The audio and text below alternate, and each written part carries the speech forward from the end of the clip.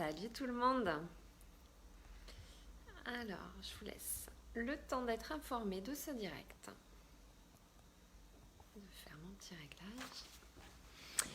Et je vous laisse arriver. Aujourd'hui, on va parler d'amour de soi encore, puisque c'est l'objet du programme du mois de novembre. On va parler d'amour de soi. Ça y est, je vous vois arriver. Faites-moi un petit coucou quand vous êtes là. Coucou Caro, en direct, on y arrive, on y arrive. Dites-moi quand vous êtes là, faites-moi un petit coucou et que je puisse vous saluer au fur et à mesure. Coucou Didier. Donc aujourd'hui on va parler d'amour de soi puisque c'est l'objet du programme qui va sortir donc là ce mois-ci, au mois de novembre. Je n'ai pas encore déterminé le nom, je m'occupe tout ça de ce matin et de bloquer les dates et de vous partager tout ça. À quel moment, dans quelles circonstances et pour quelles raisons on a parfois une défaillance dans l'amour que l'on se porte. Alors ça peut provenir de plein de raisons différentes. Il y a plein de sources à cette absence d'amour de soi. Et notamment une, bonjour David, et notamment une qui est des choses qu'on a pu faire dans le passé dont on n'est pas très très fier. Ça peut arriver à tout le monde, moi ça m'est arrivé, j'ai pas toujours fait des choses dont je suis très très fière à certaines occasions. Et quand on revisite ces événements, y apporter de la lumière et apporter un éclairage différent va permettre de pallier justement à ce manque de fierté qu'on a pu avoir par rapport à ça. Ça ne veut pas dire qu'on va devenir fier de ce qu'on a fait.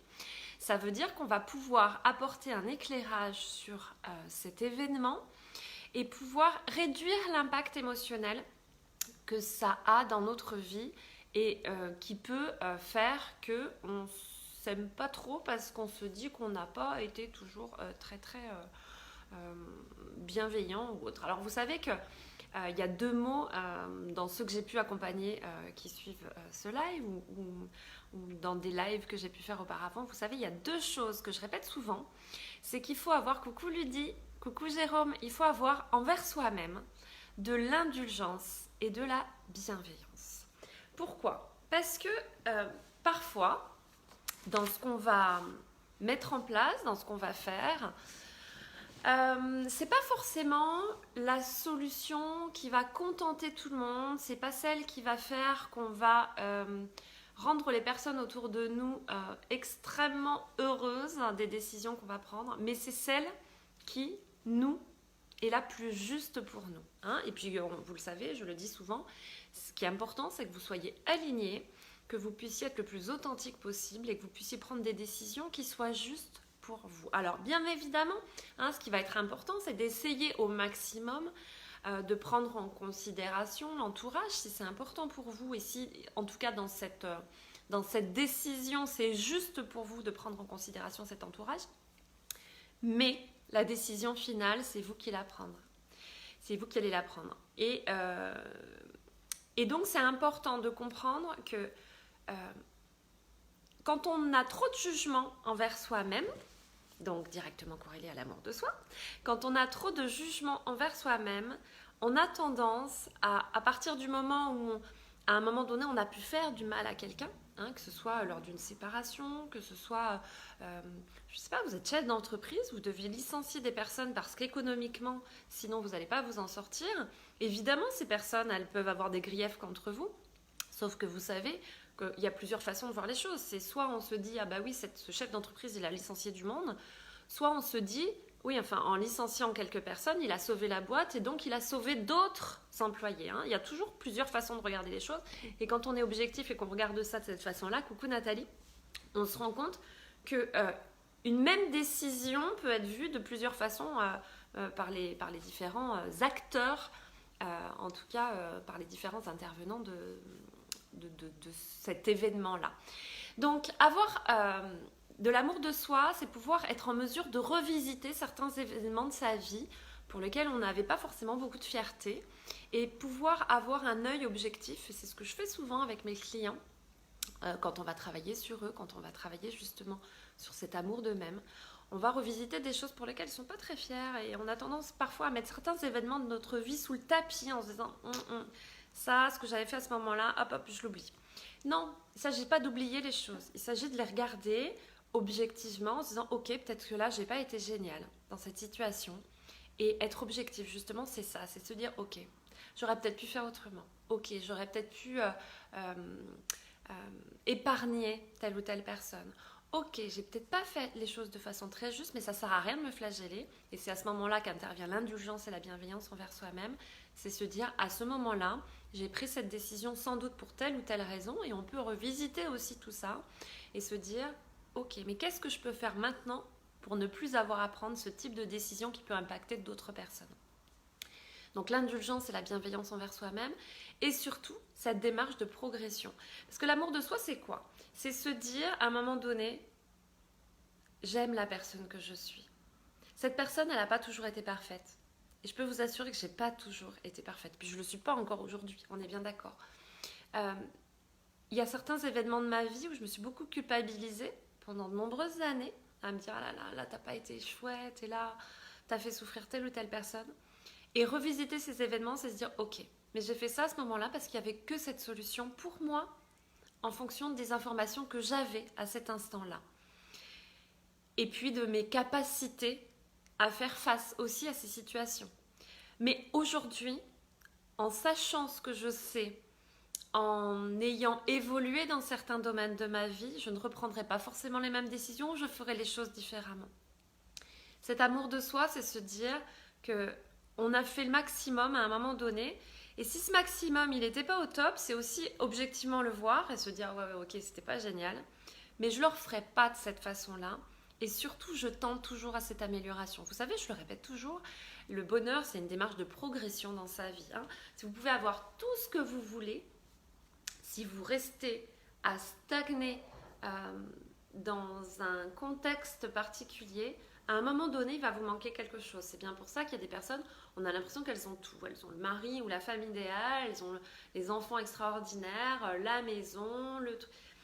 Mais il n'y a pas de démarche de progression, ni dans leur vie personnelle, ni dans leur vie professionnelle. Et à un moment donné, justement, le bonheur, il va descendre. J'en parle très souvent.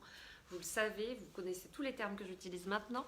C'est ce qu'on appelle l'adaptation hédonique. Donc, c'est cette démarche de progression, coucou Patrice, qui va faire en sorte que vous allez être plus heureux dans votre vie. Et améliorer les choses qui ne vous ont pas toujours rendu fiers dans votre vie, améliorer votre regard là-dessus et vous dire que dans la même situation à 10 ans d'intervalle, 5 ans d'intervalle, 1 an plus tard ou plus ou moins, vous ne prendrez pas forcément les mêmes décisions parce que vous avez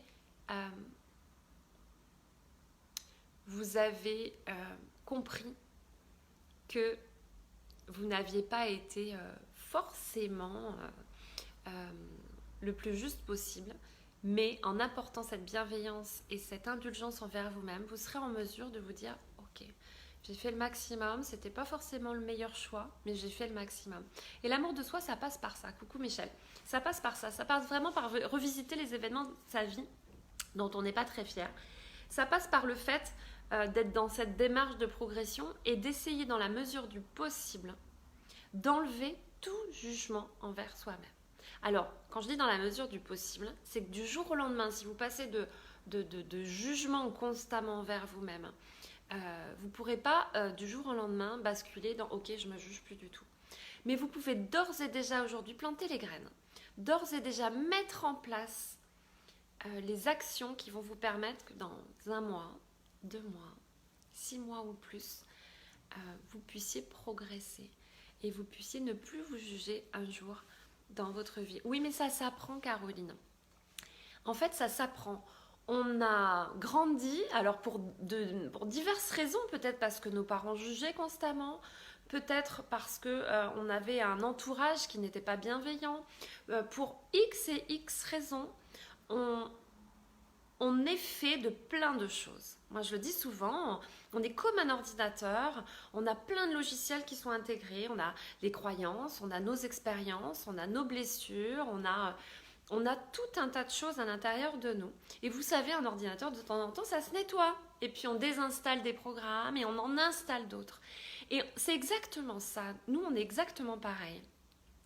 À un moment donné, on se rend compte que il y a des virus là dans cet ordinateur, il y a des programmes qui nous servent à rien, il y en a d'autres qu'on voudrait installer, mais on n'a pas assez de place pour les installer. Et le travail en développement personnel, c'est vraiment ça.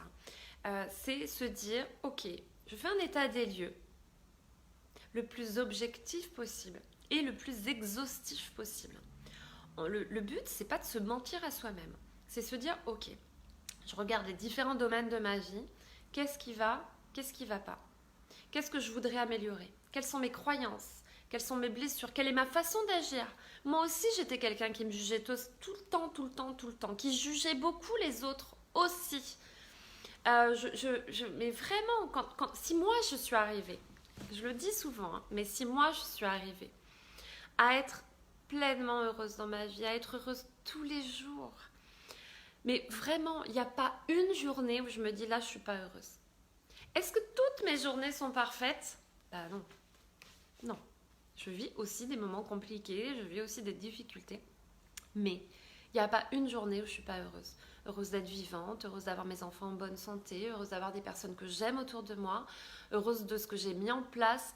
Et parce que je suis dans cette démarche de progression, et Caro, c'est dur de ne pas se juger, mais à partir du moment où tu vas mettre en place des actions pour baisser ton niveau de jugement envers toi-même, t'observer, parce que c'est mettre beaucoup de conscience dans ce qu'on fait. Hein, le travail en développement personnel, c'est pas on claque des doigts et c'est bon. C'est s'observer. C'est être vraiment dans je mets de la conscience sur tout ce que je fais. Alors c'est pas évident, puis ça demande beaucoup d'énergie aussi, hein, parce qu'on a 40 000 à 60 000 pensées par jour. Et puis la majorité, c'est des pensées négatives quand on n'a pas du tout travaillé sur son jardin, d'accord? Donc, il va falloir en fait aller enlever toutes les mauvaises herbes. Et donc, il va falloir observer. Dès qu'il y a une pensée qui arrive et on se rend compte qu'on est en train de se juger, hop, on s'arrête et on transforme ça. C'est un travail, mais ça se met en place. Et je sais que tu peux y arriver si tu décides de t'y mettre. Donc c'est vraiment ça. Je ne voudrais pas faire un live trop long, hein, parce que je vous ai promis de faire des lives courts et puis une fois sur deux, bon bah mais c'est vraiment ça, c'est avoir de l'indulgence, de la bienveillance envers soi-même. Et pour développer cet amour de soi, alors ça va être l'objet du programme, hein, qu'on va voir au mois de novembre. Pour développer cet amour de soi, il y a plein de choses à mettre en place. Et là, je vous en donne une, mais on la développera dans le programme. C'est vraiment revisiter les événements de sa vie. Faites un état des lieux. Regardez et dites-vous, ok, j'ai tel âge, j'ai vécu tant d'événements dans ma vie. Quels sont ceux pour lesquels je les mettrais bien sous le tapis et j'oublierais bien d'en parler? On en a tous. Hein, enfin, en tout cas, moi, j'en ai. Et se dire, ok, pourquoi je ne les regarde pas? Parce que là, je suis vraiment pas fière de ce que j'ai fait à ce moment-là, quoi. Et se dire, ok, d'accord, t'es pas fière, c'est vrai, t'as des raisons de pas être très fière. Hein? L'objectivité, c'est ça. C'est se dire, ok, t'as peut-être des raisons de pas être fière, mais pourquoi t'as pris cette décision? À cette époque-là où tu as pris cette décision, qu'est-ce que tu avais comme information? Et puis regarder, etc. Et se dire, ok, est-ce qu'aujourd'hui, en fonction de ce que tu sais, et de ton évolution personnelle, est-ce que tu reprendrais la même décision? Parfois c'est oui, alors dans ce cas-là, effectivement, il faut s'interroger parce que si on n'était pas fier de faire quelque chose et qu'on recommencerait encore aujourd'hui, c'est qu'il y a encore des petites choses à travailler. Et puis si on se dit non, je ne referai pas la même chose, ok, bah, ça veut dire que vous avez évolué. Et à ce moment-là, avoir de l'amour pour soi, c'est justement voir cette évolution et se dire, ok, bah d'accord, là j'ai pas fait quelque chose de super, mais aujourd'hui je ne referai pas la même chose parce que, coucou Isa, parce que justement j'ai avancé sur mon chemin et je me rends compte que j'ai fait souffrir certaines personnes, ou je me suis pas comportée comme il fallait, ou j'ai pas agi exactement de la façon qui était la meilleure pour les personnes autour de moi. Et puis se dire, ok, d'accord, mais est-ce que ça fait de moi quelqu'un qui est pas bien? Et l'amour de soi, c'est essentiel.